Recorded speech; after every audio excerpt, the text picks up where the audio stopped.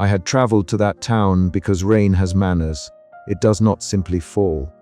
It announces itself, it clarifies, it chooses who may pitch a tent and who must fold an umbrella and go home with their pockets full of fog. Our circus goes where rain goes, like that, picking up puddles of grief and laying down a ring where people can forget a week or a life in less than an hour.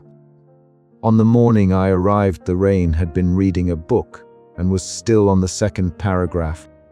It hung along the roofs like a punctuation mark and made the whole place feel as if someone had left the lid off a pot of tea.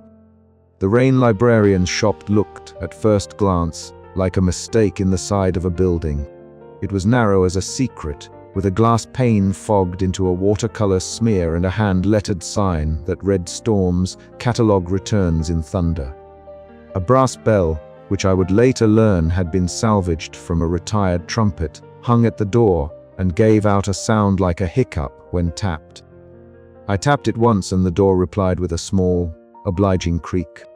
She was smaller than my expectations, which is a dangerous way to mistake people you expect a ledger to be heavy. Not the person who carries it, and she had a cardigan that seemed to have been knitted with an understanding of condensation. Her spectacles were perpetually fogged, as though she lived inside a cloud someone had carelessly wrapped in glass. Ink stained her fingertips, and the smell around her was not so much a perfume as a geographic feature: wet paper, old thunder. The faint tang of lemon rind that books sometimes acquire when they are shelved under bakers' windows. "You want to look at the ledgers?" she asked before I could tell her my name. Her voice was the kind that had been converted from a town's whisper into a single, clear noun. "If you have jokes filed by subject," I said, because that was the only reasonable thing to say when confronting a woman whose trade involves cataloging laughter, or thunder, or any municipal agreements on reverie, names, dates, regrets with margin notes. She blinked. I had not known until that moment that one could blink in Morse code, but she accomplished something like it. "We catalog sound by shelf and sorrow by stamp," she said. "Take off your boots. Wet floors are deliberate here." I obeyed. It is an odd intimacy, taking off your boots in a stranger's front room, especially when your trousers still smell faintly of grease paint and expired confetti. She handed me a towel that looked as though it had lived 3 decades of damp summers and 2 winters.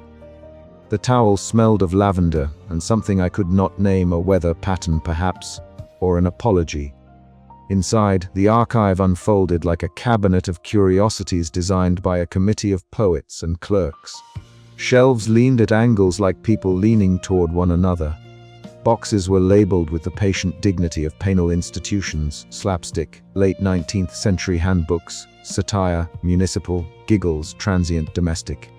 But most arresting were the containers for thunder, wooden crates with felt linings and brass plates, each tag a mood sower, reluctant, clearing, vengeful, and each bolt wrapped in tissue like a letter from an ex. She moved with the confidence of someone who knows where every storm sleeps. "Please do not cough near the longing drawer," she warned, tapping the wood with a forefinger. "It makes it sentimental." "How do you measure thunder?" I asked, not because I cared particularly about instruments, but because I wanted to see whether she would say something poetical. She handed me a small, thumb-sized instrument that looked like a watch with the face printed in Morse. "You listen for what it wants to be called," she said.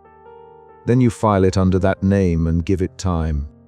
There are 2 kinds of people who run places like that: the ones who believe in rules and the ones who believe in mercy. The Rain librarian believed in both.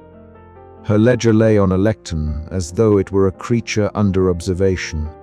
Its binding was the kind of leather that keeps secrets by not making any promises about the future. When she opened it, the pages made a sound like distant rain, a soft preface of moisture. Her handwriting was neat in an absent sort of way, the way someone writes shopkeepers' addresses when they are not entirely convinced the addressees deserve their altruism. The ledger contained entries not only of jokes which it called metadata for mirth, but of overheard apologies, municipal subpoenas for street performers, and the occasional scolding poem a mayor had penned in a moment of civic fever. Alongside the official entries were marginalia, the kind of pencil scratches that look at once frivolous and forensic. A child's name here, a laugh noted as unregistered there. An acronym for a council that used to be important enough to overthrow riots.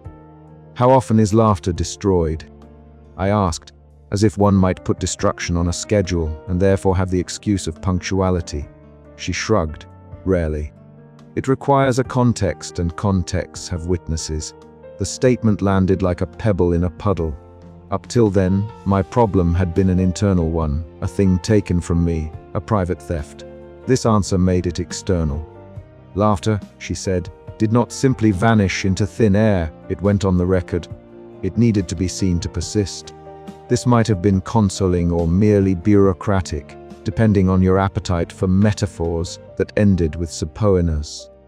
So if it's recorded, I said, trying on this new idea like a hat, we could find where it went. We could follow the witnesses. Follow the witnesses, she echoed, as though tasting the verb for the first time. But be gentle. Records do not like to be surprised.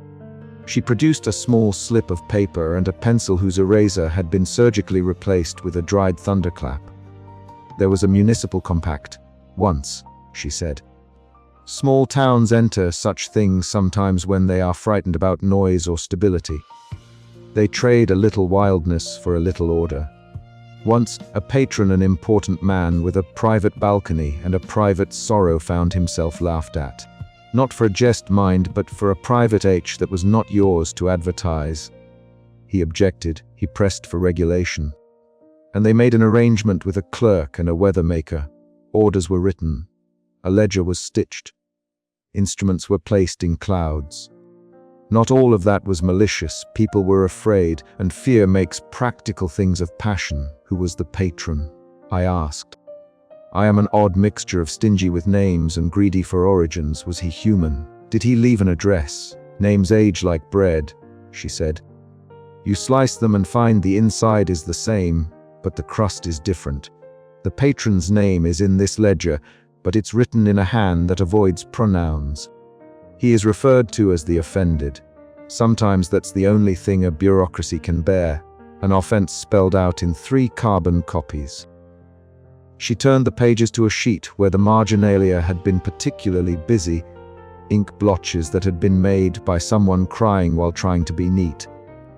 A cross out where a clerk had tried and failed to be euphemistic. There, scrawled in a quieter lead, was a line that caught in my throat: laugh at sorrow, adjudicate and archive.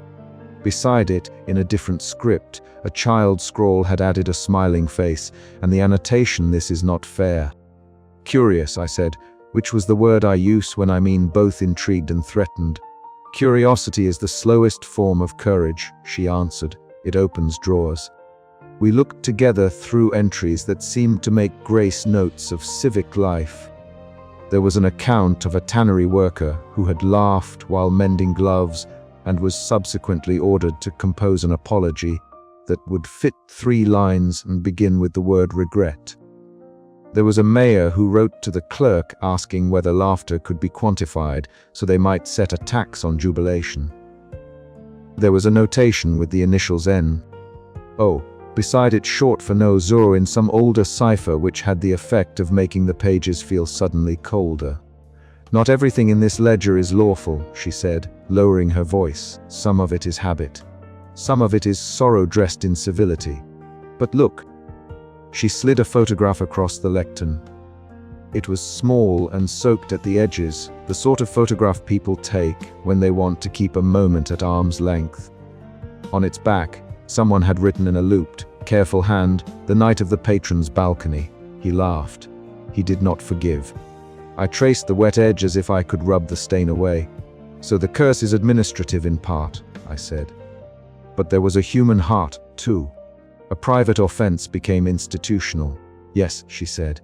Human smallness can be made into law if enough clerks regard it as tidy, and systems like tidy things. The rain, which had so far been temperamentally mild, decided that the moment called for punctuation and clapped a short lightning just beyond the windows. The shop filled for a second with a scent like copper, and the impression entirely reasonable within an archive that the clouds had been reading over our shoulders. If it requires witnesses, I asked, does that mean the laugh is recorded somewhere public, or is it held inside people's memory boxes? Both, she said. Paper remembers in a way the mind does not. The mind remembers in a way the paper glosses over. You need both to make the thing stubborn enough to be retrievable. And sometimes, rarely, and not without cost, the weather keeps a copy. Weather keeps copies. I repeated, because the idea that the sky might file things was one of those practicalities that animates entire myths. Thunder is a good archivist, she said. It remembers volume and mood. It tells you whether the laugh was surprised or complicit. But for the finer details, whose shoulders shook, whose eye darted, you need witnesses. Where would I find such witnesses, I asked. The question softened my voice. Asking it felt as intimate as asking for a favor in someone's kitchen. You look for people who kept small things, she replied. The person who tends the bakery, the ticket taker who writes lists in the margins, the child who collects bottle caps. People who make habits of saving are often in the business of keeping memory. Also, your own troop. You may be surprised what you have already amassed in the pockets of your coat. I thought of the little excuses we all carried: Etus ledger, August's brass counter, Marigold's silence, Nell's tightrope ribbon. I had been angling for a remedy that required less accountability than a register. If laughter persisted because it had witnesses, perhaps the solution was not to steal a laugh back from a dream, but to gather those witnesses into a room and ask them to remember with me. The librarian watched me as if she had prophesied the expression on my face and were mildly disappointed in its predictability. There is a trade in remembrance, she said. You may find it honorable or ugly when you see it. People keep things for many reasons. Some hoard, some cure it. If you disturb a hoarder, do not be surprised if they bite. Is there any record here of joy reclaimed? I asked. It was a child's question on a man's tongue, hopeful, borderlining knave. Occasionally, she said. There are entries that end in stitchings rather than erasures. Repairs, not removals. But they are rarer than people like to admit and usually involve a ritual. Rituals are the human world's way of pretending to be clerical. What kind of rituals, I asked, because rituals are practical and a practical plan might be the kind of comfort one can stitch a tent upon. Ceremony, as a rule, is cheaper than spectacle and often more effective, she said. We have a register of small ceremonies that repair small harms: shared bread, the binding of a name to a token, the reading aloud of a shame that takes it from private to manageable. In several towns, a storm was negotiated into staying on the condition that the town would accept a yearly minor confessional and a pie. Pie, I said, which was a punctuation of incredulity and hunger. Pie, she confirmed. People will bargain anything for the right pastry. We sat for some time in a companionable silence while the rain went over the roof like someone turning pages. She made tea, which she brewed as if it were an archival process, measured leaves. Timed steeping, and the tea smelled of wood smoke, and the kind of nostalgia you get when you fold your childhood into a small square of handkerchief and stick it in your pocket. I drank and watched my reflection in the pane, which showed me as I was, paint that had the map of a laugh, clothing that had the patience of mending, eyes that were more practiced in noticing than in being noticed. When I left, she gave me a small photocopy, the sort of duplication made by machines that had more compassion than teeth, of the ledger entry that mentioned the patron. It was not much: a date, a time, the words patron offended at private mirth, and, in the margin, the child's stubborn scrawl, "This is not fair." I folded it and put it into my pocket watch beside a slip of torn ticket and a dried-out confetti heart. It felt like a map that refused to be concise. The rain thinned as I stepped back into the street. and the town seemed smaller in the way that a person looks diminished after someone else has outlined them with a pen. The pocket watch in my hand ticked once, and for an instant, offered the impression of laughter in the past, a small mechanical echo that sounded faint and dislocated. I pressed my thumb to the paper and felt the dent of the words there, like a fingerprint left by an idea. If laughter requires witnesses, and if clerks and weather makers can be lobbied by offended patrons, then the task ahead of me was not simply to find the sound, but to find the people who had heard it, and to persuade them, one by one, that remembering is not theft. It would involve asking favors and exposing accounts, and doing both in the daylight of other people's compassion. Perhaps the trickiest part was ethical. How does a man who could make others laugh, but not himself, ask them to give back the very thing he had taught them to give freely? There is a particular shame reserved for us who make a living from other people's forgettings. It has a texture like damp felt. You are taught to be generous in public and miserly in private, to empty barrels of laughter and return home with a hollow ribcage. To ask for a laugh back is to hold the measuring cup to a fountain and ask for a draught. And yet the librarian's ledger had taught me something smaller and truer, that laughter is not property in the tidy sense. It is a kind of testimony. To reclaim mine, I must collect testimonies. I walked back to the circus with my collar up and the photocopy creased against my chest. The tents had not yet been mended when I arrived. A seam dangled like an embarrassed thought, and a few of us were gathered to inspect it as though it were a patient. Eta looked up from her list and smiled at me in the way a person smiles at someone who has been to the library and returned with more than bookmarks. "Well?" she asked. "There are witnesses," I said, and unfolded the photocopy like a flag that was also a question. She read it, and her expression, usually a ledger of inclinations, softened into something that might have been called hope. "Then we start there," she said. "We will go town by town and ask the little questions. It is a simple plan, and simple plans are either very dangerous or the only way to fix things when even the tent seams have begun to become metaphors." I had wanted a machine or an incantation, but the Rain librarian gave me instead a route. A route is a thing you walk with witnesses at your side. The ledger had tilted the arc of my search from the inward to the outward. I pocketed the photocopy, and the watch clicked a joke it had told months ago. The sound was tinny and faint, but it had the honest wrongness of a laugh that belonged to someone else and reminded me that, sometimes, the shape of a problem is also the map for solving it. We would begin, I decided as I lit my pocket cigarette and felt the wet air around me taste like possibility, at the places people kept small things. Bakers, ticket takers, children who hoarded bottle caps and names. And perhaps, if the weather agreed, the storm would file a memory for us, like a clerk who keeps a spare copy in the cloud. For the first time since my chest had been painted hollow, I felt a direction that was not solely inward. The Rain librarian had not returned my laugh. She had handed me instead a bibliographic hope: find the witnesses, and the ledger will lead you.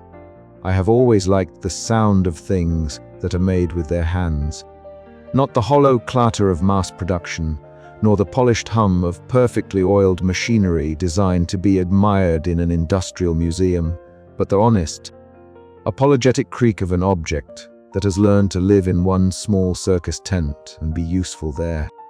Gus Bolt's workshop smelled of that kind of thing: oil, old velvet, the ghost smell of burnt sugar, and an intimacy with failure that had the texture of a well-used glove. He had invited me into the space beneath our main tent with the kind of secrecy a man keeps for his surgeries or his prayers. The light was a peculiar color between a lantern's wick and the smear the storm left on the canvas when it took its leave. Gus stood amid a forest of gears and half-welded ideas, goggles perched on his forehead like a crown gone to rust. His hands were not attractive by the usual standards, but they were good hands. They had the candid honesty of someone willing to touch things no one else wanted to touch. "You should have seen it tonight," he said, and he spoke like a man describing a miracle gone wrong. It counted more laughter at Mrs. Finch's shop than in the show proper. I pictured Mrs. Finch polishing a donut box, letting out a secret chuckle, as if the day had given her back an old coin. That was the thing about our audiences, their laughter rarely matched our program notes. It fell into gaps lodged behind a baker's teeth or bubbled out of a child whose shoelaces had untied in the middle of the show. Gus knew this. He loved this. He wanted numbers for it. "Show me," I said. He grinned, which is to say his mouth rearranged itself into an expression that contained both pride and the faint tang of being slightly ashamed. "That's why I built it," he said. "Not to replace the show, to understand it, to answer why a giggle in the second row knocks the edge off a whole act." A canvas was peeled back, and the contraption was revealed like a fond thing with its face turned toward the weather. It sat upon a low wooden table that had once been a side prop on an act involving a nobleman and a very small piano. The machine was a collection of ideas that might have been named at different times: a brass eye, a coiled spine of clockwork, a horn the size of a teacup which, when blown, sounded like a tea kettle trying to hide a laugh. A glass globe at its heart steamed with a mist that seemed to breathe as it remembered other people's joy. There was a neat flap of paper and a slot at the side where the machine printed out its findings, like a church giving you a tally of your sins and blessings in one receipt. A dial measured amplitude, a little scale judged frequency, and a row of tiny lights suggested the mood of the room in colors only engineers and romantics allowed themselves to name: moss, apricot, and bruised grape. "We call it the gayometer," Gus said, as if we'd all be expected to applaud the name. "But keep it to yourselves. Someone will try to patent merriment." I had my tongue in my cheek at the phrase, not because I doubted Gus' craftsmanship, but because names are how people begin to own things. Once a thing has a label, it can be taxed. It measures the acoustic signature of laughter, Gus explained, running his grazy thumb along the edge of the brass. You laugh one way when you are afraid, another when you're relieved. There's a bandwidth for a tart little snort, another for an embarrassed chuckle. The machine listens, sorts, and gives you a printout. It shows whether laughter is shared or solitary, whether it's polite applause laughter or the dangerous kind that breaks a face open. "Dangerous," I repeated.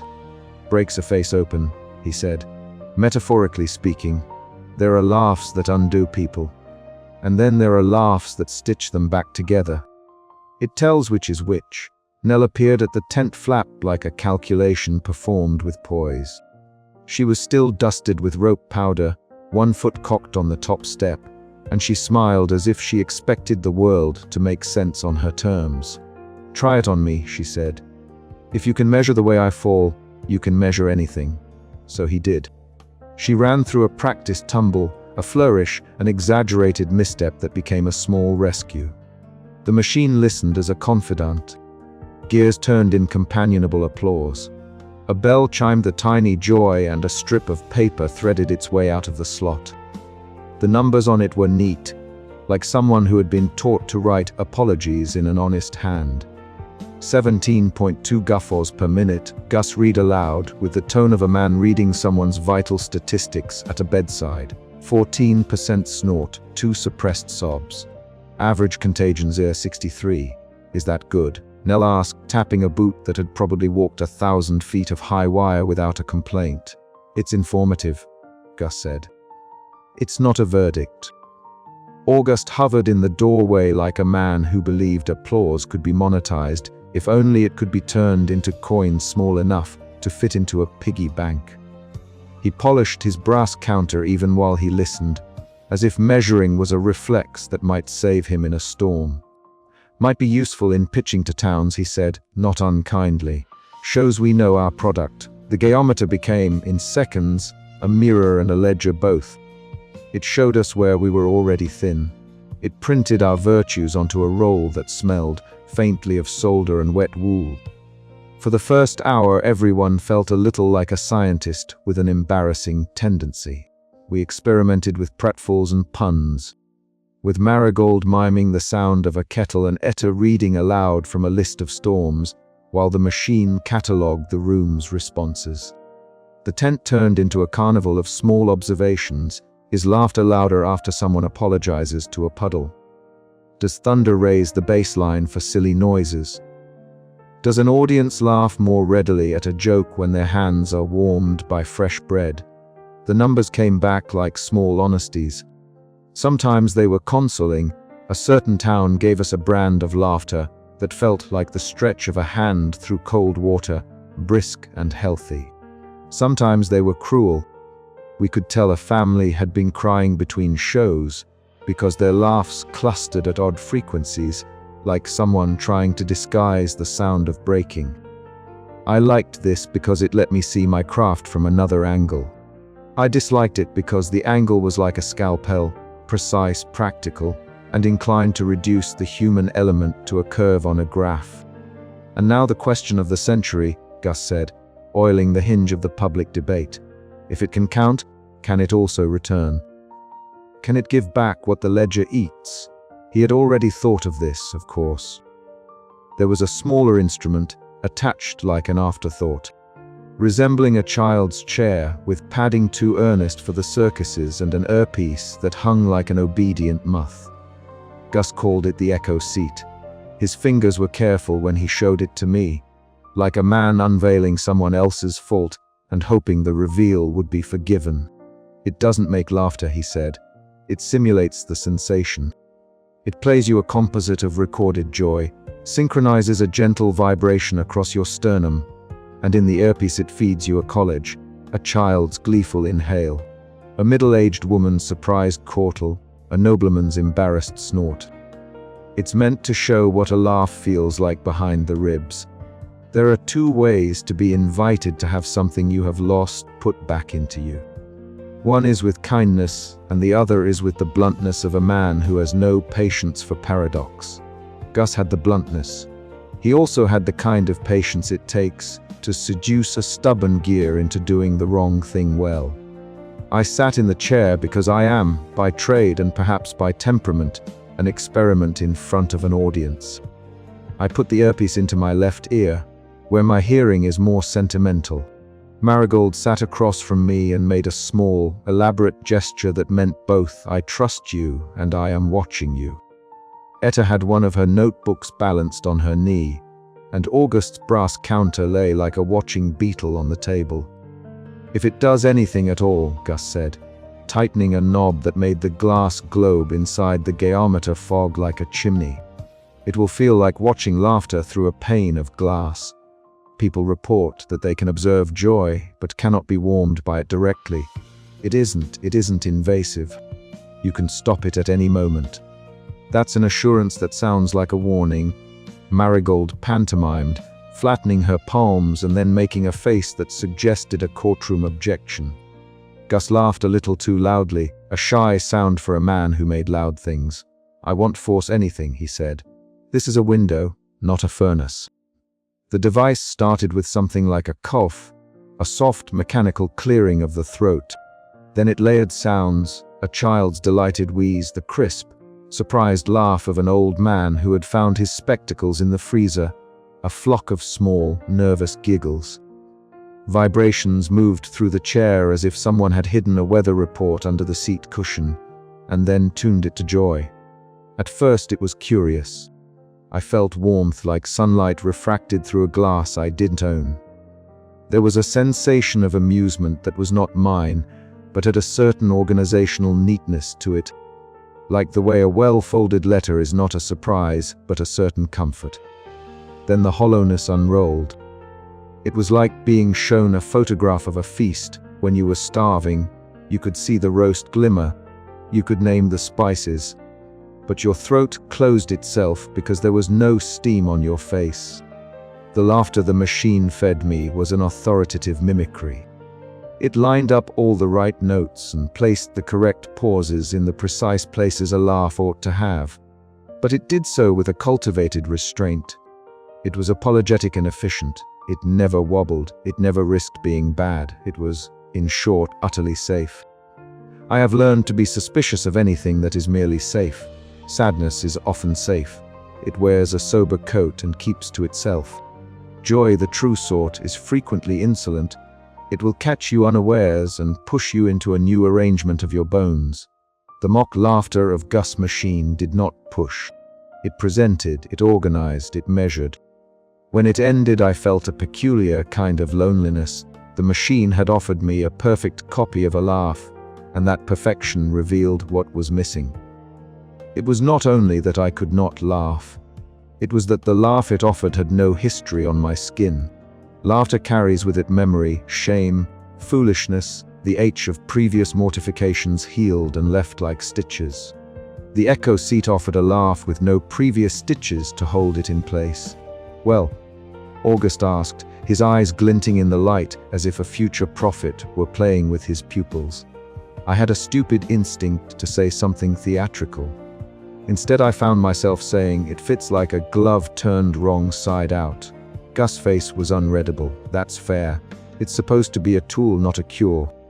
"But could it be used as a cure?" Etta asked, voice small, pages stopping between her fingers, "for someone who has been blocked?"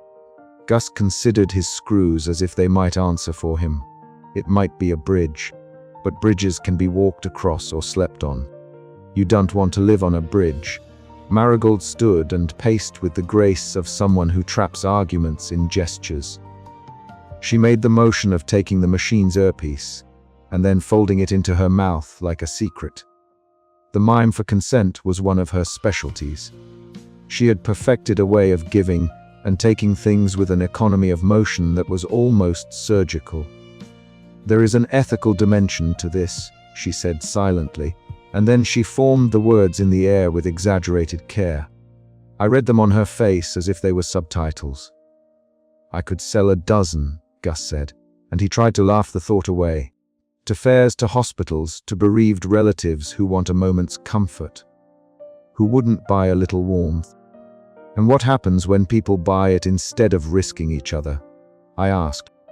"When they pay to feel something, just enough to keep anxiety at bay, but not enough to change anything. Then we have a business model and an ethical problem," Gus said, with the wary smile of a man who appreciates problems because they mean there's still work to be done. That night, when the tent was closed and the rain stitched slow seams into the canvas, I lay awake thinking about the machine. Machines like Gus are honest in their own way. They do not pretend to be flowers. They are made of metal and hope. But they can become instruments of avoidance. A contraption that hands you a laugh on a silver platter may be a mercy, but it may also be an anesthetic for a grief that wants to be known. I thought of the Rain librarian's ledger, the pages of jokes filed like overdue books. I thought of Mrs. Finch's small anecdote about a patron who had laughed at something private, and of the way a municipal pact could elevate a petty offense into policy. The machine could count and return and soothe, but it could also make avoidance tidy. And yet, I admit, I am not immune to the lure of evidence. There is a scientist in me who wants to know the contours of our craft, to map the geography of a chuckle, to put a name to a type of laughter so I might find the one that was taken from me. For months I had been collecting smiles in the secret pages of my head, pressing them between the covers as one presses flowers. Gus' contraption offered a taxonomy of those flowers. Part of me wanted to study my missing laugh like a herbarium specimen. In the end I decided 3 things, which is the number of decisions that feel both brave and manageable in a tent that may dissolve at dawn. Firstly, the gaiometer is a brilliant instrument for understanding patterns. It reveals things we might otherwise miss. Secondly, the echo seat is a dangerous consolation. It can show you what you have lost, but it cannot give you the history that made the thing yours. Thirdly, no machine will do the ethical work for us. If laughter is to be reclaimed, there must be willing witnesses and small reckonings, not merely instruments that hand back a tidy echo. Gus rubbed his hands as if to warm them, and then he grinned. "You will tell me when you want it again," he said, like a man offering tea. "Perhaps," I said, "but not as a substitute. Outside, the rain rehearsed a tune on the tent's skin. I could have taken refuge in the geometer's statistics, in the comfort of knowing the elasticity of a certain town's mirth. Instead, I found myself wanting to walk the muddy streets and listen to the way people swallowed their laughs like pills. I wanted to hear the awkward, the dangerous, the stitches that held laughter to flesh. Gus' machine would follow us if August saw merit in it. It would be useful when we pitched to a town with the kind of public officials who demanded proof before permitting merriment. Yet the knowledge it gave came with a price. The knowledge made some things legible that had perhaps been mercifully blurred. That night the tent seam rasped like an unanswered question. I lay awake in my patchwork suit and thought about gloves and glass and the way a laugh settles. I thought about the way sometimes, in the middle of a poor joke, a person opens so briefly that you can see their life, and how that briefness is what stitches our work together. When dawn came, the geometer was back under its canvas, its printouts folded into a neat pile, smelling of solder and rain. Gus had left a small note on top, for when you want to measure the weather of laughter, use it wisely. I folded the note into my pocket watch and listened for the familiar absence in my ribs. The machine had offered a map. I still preferred to travel by sight. The tent hummed with the sort of brittle hope that arises when clever people begin to notice what they might lose. We would make use of the device. We would also, I told myself as I rose to meet the morning, resist the temptation to replace the messy, dangerous business of living with any tidy substitute. The reassembling of a laugh would require more than gears, witnesses, risk, and the stupid, generous business of letting someone else see you fall. I left Gus' workshop with a small paper receipt in my pocket and a new unease in my chest. The receipt, when smoothed, listed our measurements like lines of weather. The last line read, anomalous signature detected, Oiseau one echoes of a laugh unregistered in public ledgers. That was the hook, then, a whisper of something the machine could not explain. If the geometer had found an anomaly, perhaps it had found a trail, or perhaps it had misread a puddle. Either way, it gave me a place to start and a reason to keep walking the rain-soaked towns. The geometer could count what people had, but it could not count what people might give away. For that, we would have to ask.